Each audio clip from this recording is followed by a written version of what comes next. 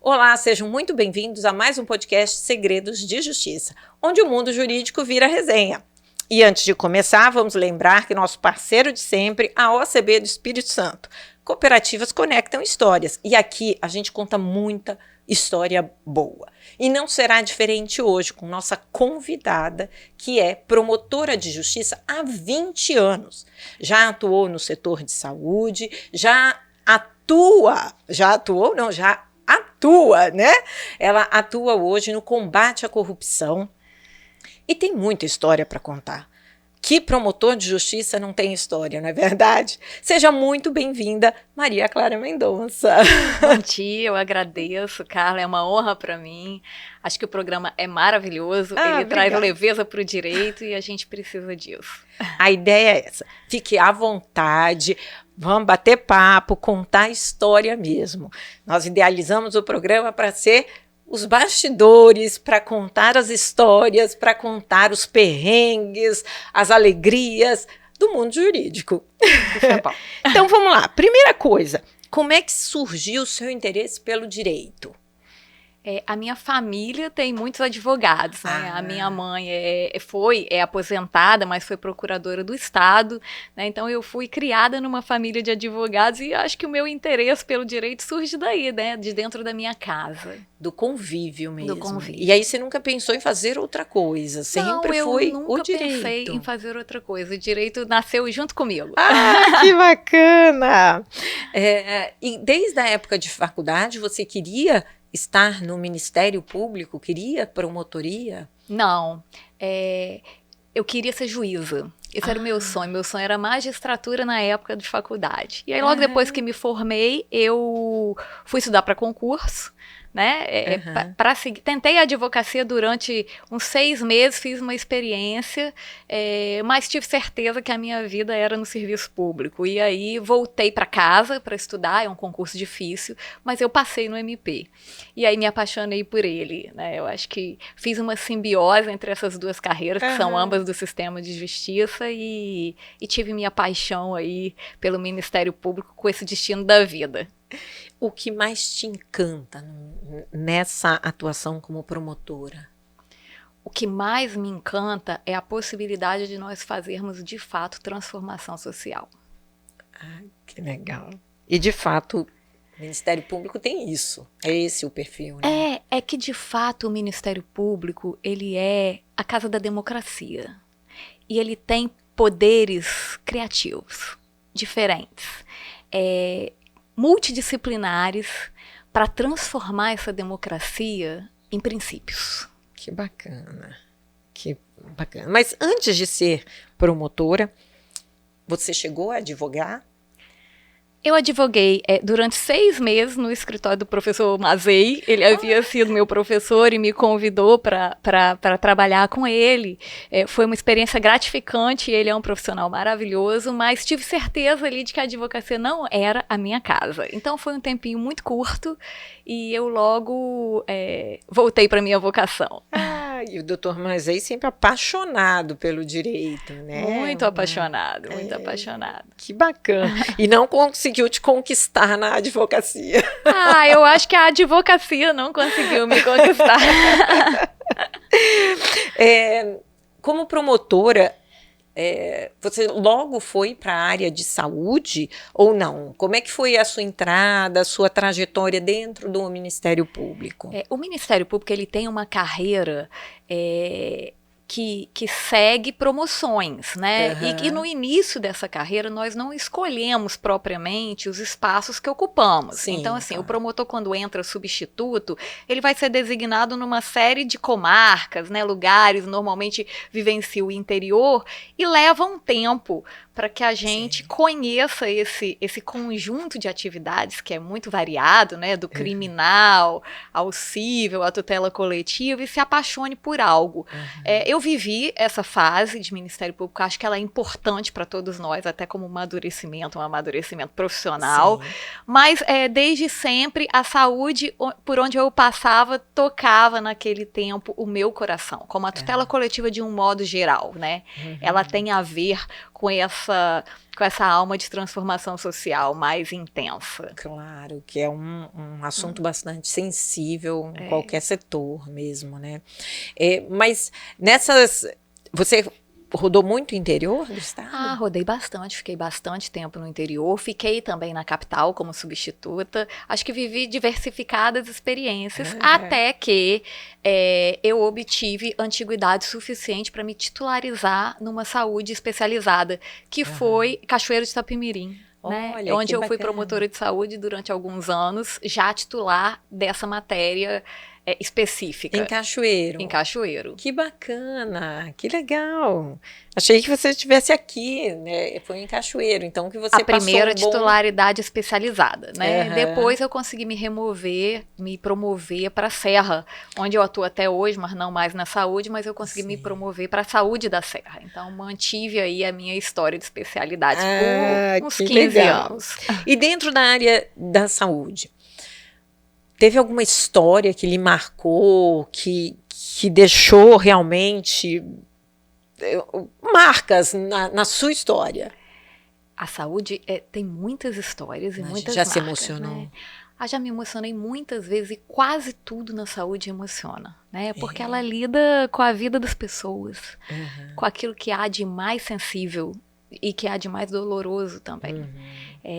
Para escolher um caso, eu acho que um caso que me marcou foi uma demanda dos pacientes portadores de fibrose cística. Isso aconteceu há muitos anos. A fibrose cística é uma doença rara, é uma doença grave, ela realmente mata.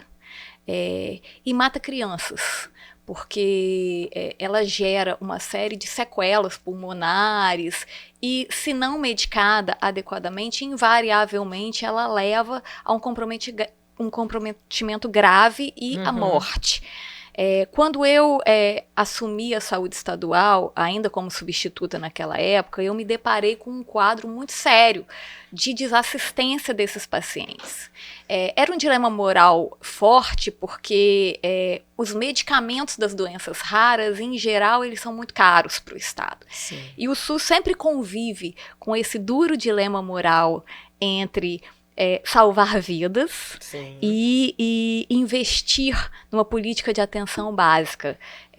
Eu era bastante influenciada por esse SUS de atenção básica e me via ali instada a uma providência difícil, né? Um dilema moral difícil, um caso difícil.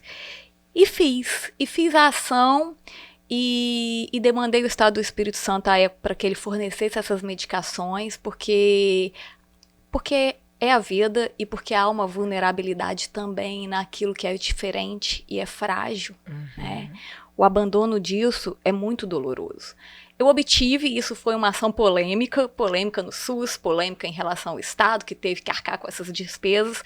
Essas medicações, à época, que agora até estão já defasadas, elas foram incorporadas no protocolo clínico e eu tive uma satisfação. Essa ação é especialmente marcante para mim porque alguns anos depois eu engravidei.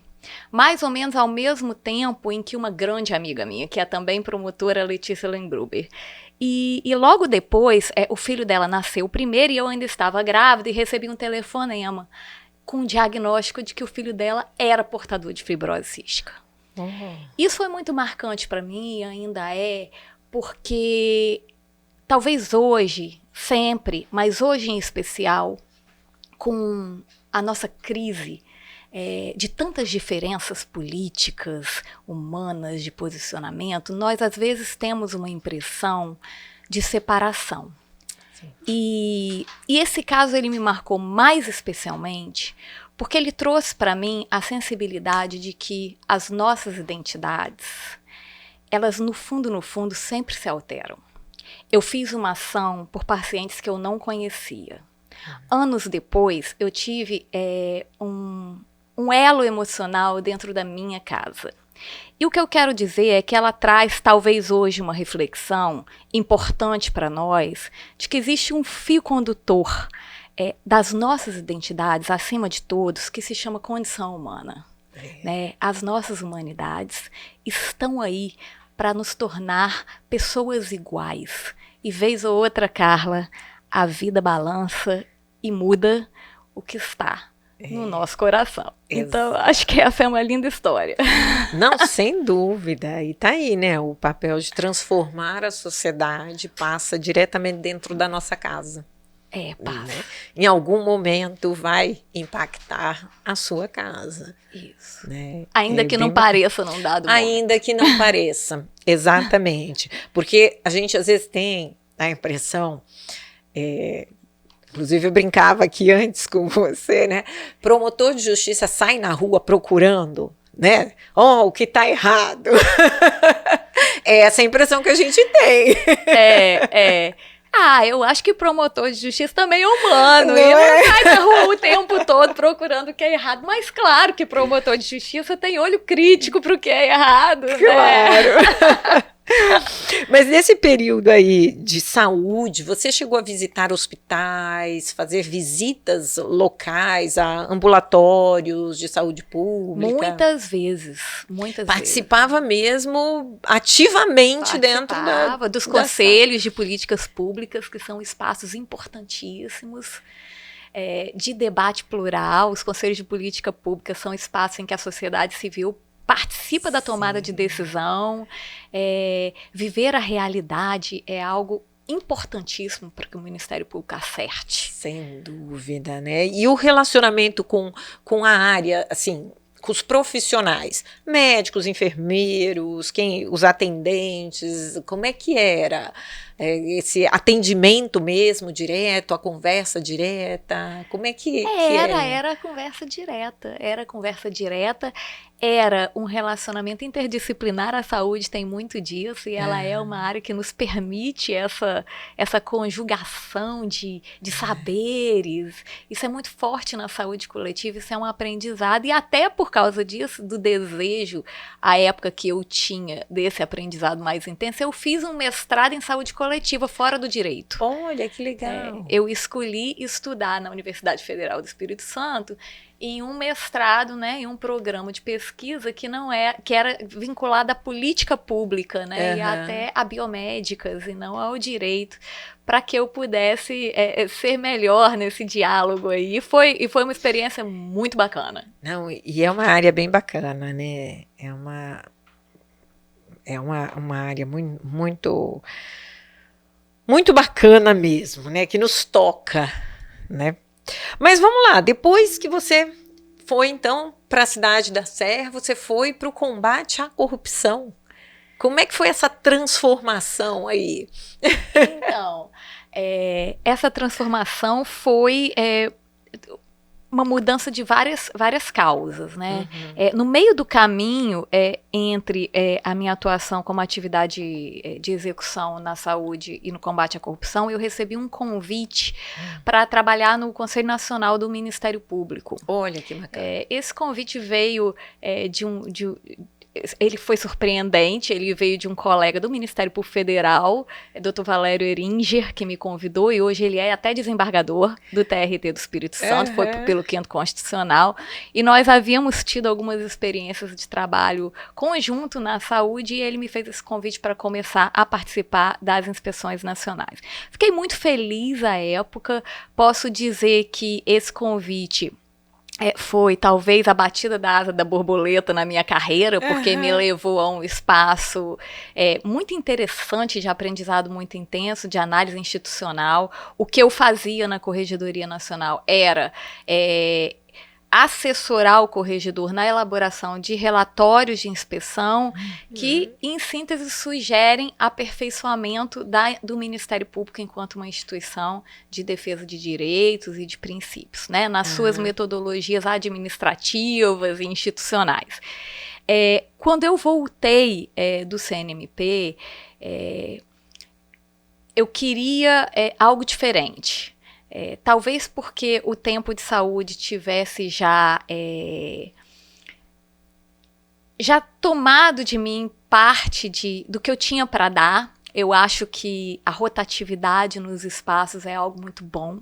Sim. Embora a gente tenha experiência com as nossas atuações, mudar é bom. Sim, Faz bem sem para o dúvida. sistema, né? Eu acho que o tempo prolongado de atuação numa única área com um conjunto de atores muito próximos pode gerar algum tipo de prejuízo no novo, né? E eu, como sempre quis dar o meu melhor, achei que era o tempo de eu virar uma chave e fazer uma nova incursão, um novo aprendizado e deixar que a saúde fosse aí comandada lá dentro do Ministério Público por novos ares. Fiz isso de coração aberto, fui para o combate à corrupção, que é uma área super importante, né? E que não é só combate à corrupção, né? Quero dizer aqui que mais do que combate à corrupção, a moralidade no Ministério Público tem uma tarefa de promover integridade, o que é muito diferente de só combater corrupção. Né? Promover integridade é mudar uma cultura,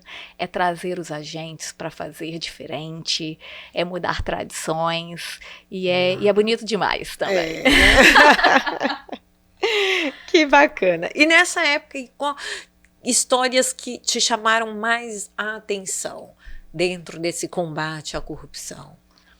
Então, há muitas histórias de apurações de ilícitos, né? O combate à corrupção carrega essa tarefa de apuração. Acho que o Brasil ainda tem desafios nessa área. Sem dúvida. Ele não está num patamar longe disso, né? De perfeição. Mas eu tenho bastante afeto por algumas atuações que são preventivas, né? Eu acho que uma delas foi uma tentativa de estruturação do controle interno do município da Serra. Nós fizemos um projeto, ainda na gestão do prefeito Aldir Fux, em parceria, e o nosso projeto tinha por objetivo promover uma qualificação desse controle interno. Esse projeto ainda está em andamento, as políticas públicas avançam, ele vem tendo segmento na gestão atual do prefeito Sérgio Vidigal, mas ele é um exemplo de uma tentativa de nós transformarmos essa cultura. A ideia central desse projeto é que a gente evite que o ilícito aconteça. Olha, né? que Que a bacana. gente coloque dentro da administração pública a ambiência ideal para que ele não aconteça. E eu tenho uma afeição por um elemento desse projeto, porque ele começa a carregar para dentro da estrutura dos controles internos municipais uma ideia de monitoramento de políticas públicas, né? Que é algo que eu acho que o controle da integridade deve fazer. Né, ao invés de apenas fiscalizar aquela observância da lei em sentido estrito, fiscalizar também o que essa política tem de fato dado para a população, o que é que aquela promessa do gestor teve de efetivo cumprimento ou não dentro da aplicação desses recursos. Então, essa é uma menina dos olhos da minha atuação, entre outras. E tem algum caso, assim, que tenha te marcado muito, assim, que tenha te chamado a atenção no exercício aí desse combate, da implementação desse programa?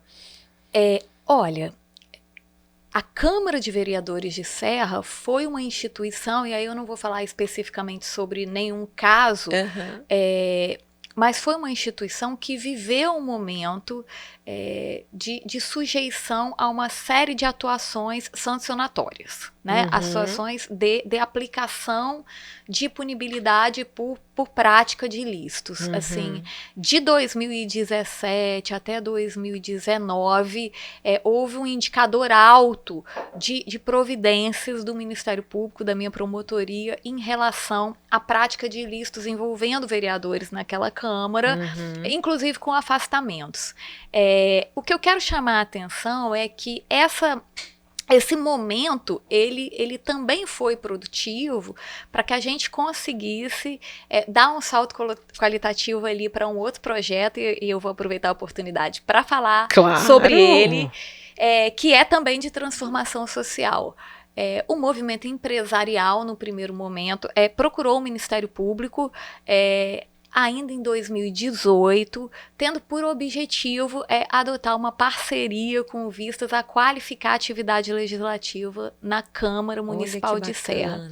E de lá para cá, nós agregamos alguns parceiros, cito entre eles a OAB Seccional, a Transparência Capixaba, que tem sido muito proativa nessa ideia, o Espírito Santo em Ação, a ASE e a própria Federação da Associação dos Moradores, o movimento comunitário, para tentar elaborar uma metodologia que nos permita melhorar aquela qualidade. Nós temos aí, em fase de lançamento, o Fórum de Integridade do Legislativo Municipal da Serra. Olha que bacana! E ele tem a adesão tanto da Prefeitura Municipal, do Poder Executivo, quanto da atual gestão da presidência da Câmara, que tem recebido as nossas parcerias com muito vigor, entusiasmo, e o que nós pretendemos fazer lá é uma avaliação nos moldes da transparência sobre elementos que podem qualificar essa gestão e adotar uma política de reconhecimento das melhorias e não punitiva. Então, nós vivemos aí esse momento de adesão a esse projeto, estamos entusiasmados e acho que pode ser muito bom. Que legal! Isso daí, na verdade, então surgiu de um pedido do setor privado, de empresas. Na verdade, o setor privado, ele não foi de empresas individualmente, né? Assim, o setor privado preocupado com a qualidade dessa Câmara e com aquela visibilidade negativa inclusive decorrente das diversas ações, procurou o Ministério Público mais representado em um movimento social que eles haviam criado, que se denomina Monitora Serra. Eles, na verdade, criaram uma espécie de ONG, ainda que informal, para fazer algum tipo de atuação. Então, assim, a iniciativa é do setor empresarial de visita ao Ministério Público no sentido, nós podemos fazer alguma coisa? O que você pode fazer? O que a gente pode fazer? Mas a ideia do Fórum de Integridade, ela já é uma ideia que vai agregar outros atores, né, como o movimento comunitário e a Transparência Capixaba, e foi gestada de uma forma bem bacana, não ideológica e bastante procedimental, né? O fórum, ele não tem conteúdo de análise do ponto de vista ideológico, ou seja, ele não verifica quem é de direita e quem é de esquerda. O que a gente quer com o fórum é promover boas práticas. Sim, perfeito, perfeito. Nossa, que bacana. Você já, nesse combate todo, nesse trabalho, que é um trabalho intenso, um trabalho de grande visibilidade, já sofreu algum tipo de ameaça, alguma situação constrangedora, algum tipo de situação curiosa dentro dessa sua atuação? Olha, eu já vivi o medo dos outros. Assim, as pessoas assim, já reportaram para mim, olha, alguma coisa pode acontecer. Você não tem medo? Mas assim, eu particularmente, eu nunca vivi nenhuma situação Você já escutou muito isso? Você não tem medo? Eu já escutei muito isso. Você não tem medo? Você é brava? Você é brava? De virar para a pessoa e falar assim, não tem medo nenhum. Porque assim, efetivamente eu não tenho medo. Assim, eu escolhi essa profissão e eu acho que medo não é algo que de fato seja compatível com o perfil de alguém que deseja, né? Isso não quer dizer que nós devamos ser incautos. Mas eu acho que existe um respeito quando os agentes públicos, ainda quando eles fazem aquilo que não é agradável, o fazem com respeito ao devido processo legal, né? Então, assim, eu não tenho medo, mas eu tenho absoluta consciência de que a minha persecução não é pessoal. Ela deve ter critérios técnicos e não há nenhum mérito em atuações messiânicas do Ministério Público ou atuações que visem especificamente a denegrir a imagem de agentes. Talvez essas cautelas tenham me levado a um lugar em que eu realmente não recebi nem representações na corregedoria de agentes públicos e nem ameaças. Não, você tem uma carreira exemplar. Tanto que você chegou a participar de um processo aí do 5º Constitucional para vaga do Ministério Público junto ao Tribunal Tribunal de Justiça do Espírito Santo. Como é que foi esse processo todo? Esse processo foi lindo. Eu sou super feliz de ter participado, né? Eu acho que eu fiquei em segundo lugar na votação da classe. O processo do Quinto Constitucional tem 3 etapas, né? Ele passa por uma primeira etapa, que é a votação interna de todos os membros do MP, e eu fiquei em segundo lugar, fui a mulher mais votada, então ganhei um presente de legitimidade da minha casa. Entrei na lista tríplice do tribunal, que é a segunda etapa, que tira de uma lista de 6 escolhidos pela classe 3 para a escolha do governador, e não fui escolhida pelo governador. Mas quero dizer que eu fui para esse processo por um desejo, que também é um desejo importante, de fazer um bem-vindo reencontro entre o que é a essência do direito, de participar desse reencontro do que é a essência do direito, que são os princípios constitucionais. E eu acho que a minha carreira é uma carreira muito voltada à afirmação desses princípios, tanto nos direitos fundamentais quanto na moralidade, com outro elo do constitucionalismo democrático, que é a política. A política é a essência da democracia. Sair da política é escolher a violência. Participar do Quinto Constitucional foi, para mim, uma grande oportunidade de vivenciar a experiência desse reencontro dentro do sistema jurídico, do direito, e isso me fez melhor. Quero dizer que, apesar de eu não ser desembargadora, eu fui super bem-sucedido naquilo que desejava. Acho que o Tribunal de Justiça me acolheu carinhosamente nas minhas pautas de transformação e transparência. Foi super, super acolhedor, receptivo, democrático, e ao novo, assim, aquilo que seria uma experiência de alguém que vinha com uma proposta muito conceitual ali, curricular, e também o meio político.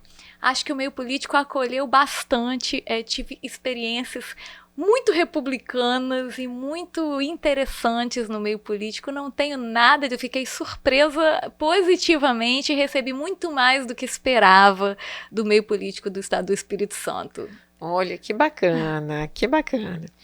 E conta uma coisa, além do mestrado que você falou que fez, agora você está fazendo um doutorado? Eu faço um doutorado. Aí eu voltei para o direito. E depois dessa campanha do Quinto, você decidiu ir para o doutorado ou não? Não, quando eu fui para a campanha do Quinto, eu já estava no doutorado, né? O doutorado são 4 anos, eu estou na fase final de elaboração da tese. Não vive, né? Como é que concilia tudo aí? Pois a dança equilibrando os pratos. Mas o doutorado, eu decidi ir para o doutorado quando eu voltei do CNMP. E quando eu fui para o patrimônio, eu resolvi então voltar para o direito, porque é a minha casa e eu havia, portanto, me formado academicamente numa primeira etapa em uma área vinculada à saúde coletiva. Né? Então aí eu escolhi o direito constitucional como esse grande guarda-chuva de tudo isso que eu acredito, de transformações sociais, e fiz a prova da UERJ, que é uma alma mater do constitucionalismo democrático no Brasil, e consegui ser aprovada. E faço, portanto, o doutorado lá em Direito Público. Que legal. E como é que você concilia família, estudos, trabalho, as multitarefas, que é bem do perfil feminino, né? Não é? Olha, a gente concilia. Eu acho que equilibra tudo nessa vida. Eu acho que a gente tem rotinas, né? Organizar uma rotina também faz parte. E a gente tem afeto, né? A minha família é receptiva aos meus sonhos, e eu tenho essa gratidão a todos, né? Eles são grandes parceiros e nós costumamos lá apoiar reciprocamente nossos sonhos. Que bacana, que bacana. Nossa, eu estou encantada, sua história realmente é encantadora, assim, uma trajetória de sucesso, na verdade, né? Porque o tanto de programas que você já vem implementando aí... Mas vamos lá, agora chegou assim um momento do nosso bate-papo aqui, que é um bate-ponto. Então, eu falo e você me diz o que vem à cabeça. Tá bom? Nunca diga para uma promotora. Não sonhe, não queira transformar. Corrupção é?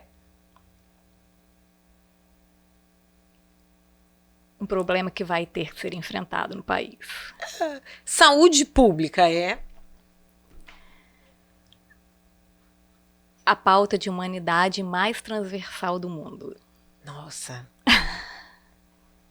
Perfeito. Justiça é? Respeitar as pessoas em suas visões de mundo e reduzir desigualdades. Nossa, essa mulher é profunda demais, gente. O que você gostaria de ouvir se estivesse começando hoje? Eu gostaria de ouvir que nós não podemos desistir apesar dos desafios. E que as parcerias dos sonhos, que são ideais, elas aparecem pelo caminho. Muito mais fortes do que a gente imagina. Verdade, verdade. O que diria para quem fala que promotor de justiça tem vida fácil? Eu diria que ninguém tem uma vida fácil. O que mais te irrita num processo? O que mais me irrita num processo é o atraso na resposta ou respostas sem justificação. Direito nas redes sociais. As redes sociais são um fato. O direito estará nelas como tudo mais. Nunca comece uma sustentação oral com vontade de desistir. Processo físico ou eletrônico? Eletrônico. Audiência presencial ou virtual? Depende. Um livro que te marcou? Um livro que me marcou. Eita, foram muitos. Pode ser também um da área jurídica, também não tem problema. Um livro que me marcou, Paixão e Política. Se não fosse promotora de justiça, seria? Seria magistrada. Se não fosse da área do direito, seria que área? Seria jornalista. Muito bom. Maria Clara, muito, muito, muito obrigada. Adorei conhecê-la, adorei tê-la aqui no nosso programa, no nosso podcast. Seja sempre muito bem-vinda aqui. Eu também adorei. Muito obrigada pela oportunidade, pela leveza e por tudo mais. Parabéns pelo programa. Obrigada. Parabéns pela sua trajetória e sucesso sempre. Para todos nós. E para vocês, não esqueçam de curtir, compartilhar, convidar seus amigos a participar aqui também. E se tiver uma boa história, escreve aqui embaixo. Quem sabe você um dia aparece aqui. Até a próxima!